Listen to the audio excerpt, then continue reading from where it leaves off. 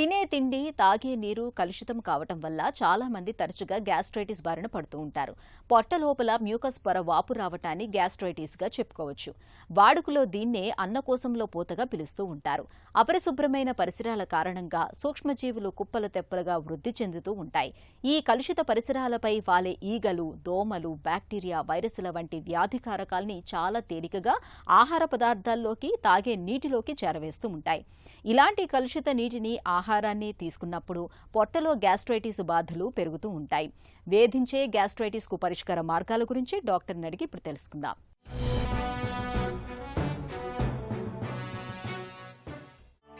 Gastritis అంటే ఏంటి?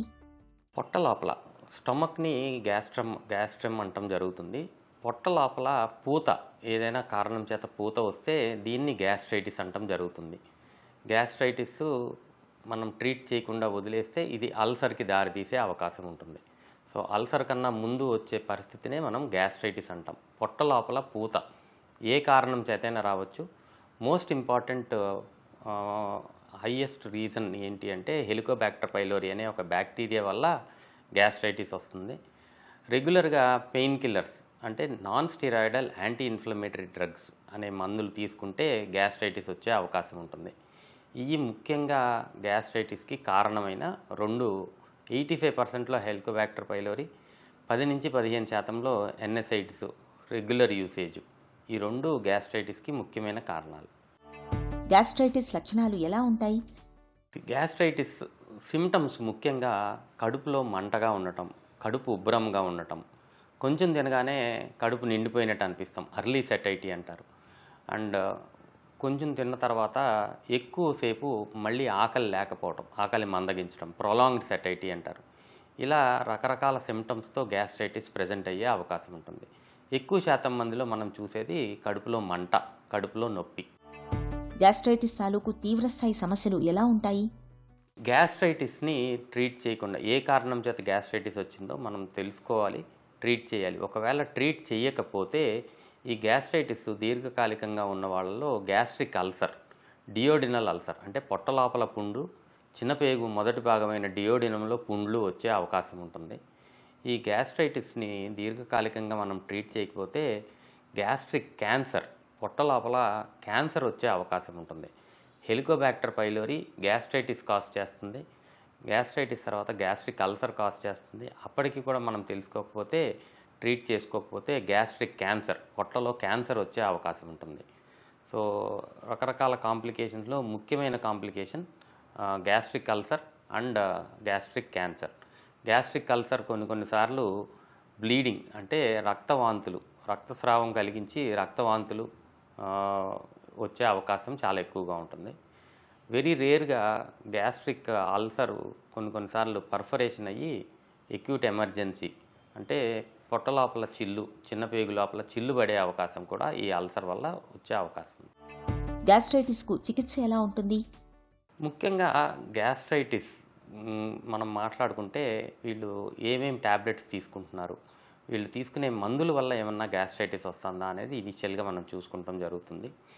ఈ మధ్య కాలంలో యంగ్స్టర్స్లో మోస్ట్ కామన్గా బయట ఆహారం తీసుకుంటాం వల్ల ఈ హెలికోబాక్టర్ పైలోరీ అనేది చాలా ఎక్కువగా చూస్తాం జరుగుతుంది. నార్మల్గానే భారతదేశంలో ఈ హెలికోబాక్టర్ పైలోరీ అనే బ్యాక్టీరియల్ ఇన్ఫెక్షన్ చాలా కామన్.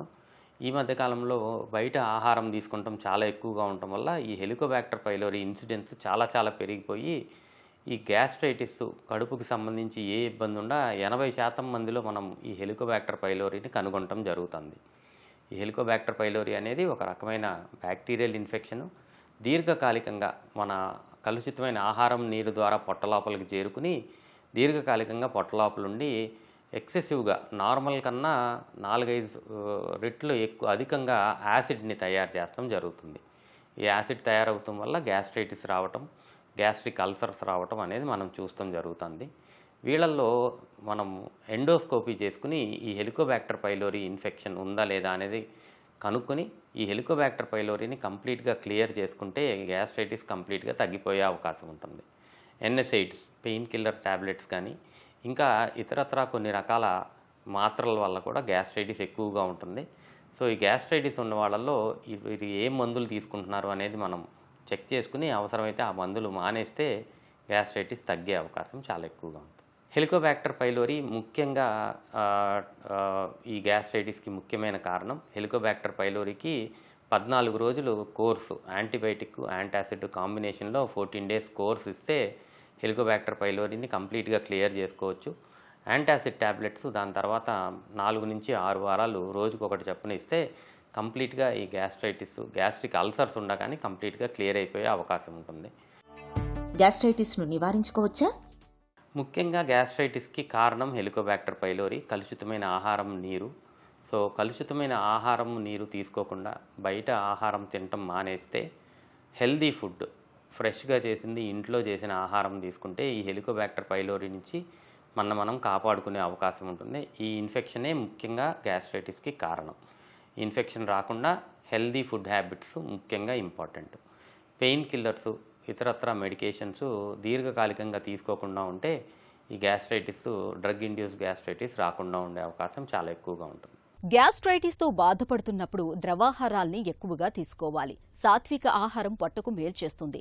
పొట్టలో గ్యాస్ట్రైటిస్ బాధలు ఎంతకీ తగ్గనప్పుడు ఆలస్యం చేయకుండా డాక్టర్ని సంప్రదించి తగిన వైద్య సాయం తీసుకోవాలి.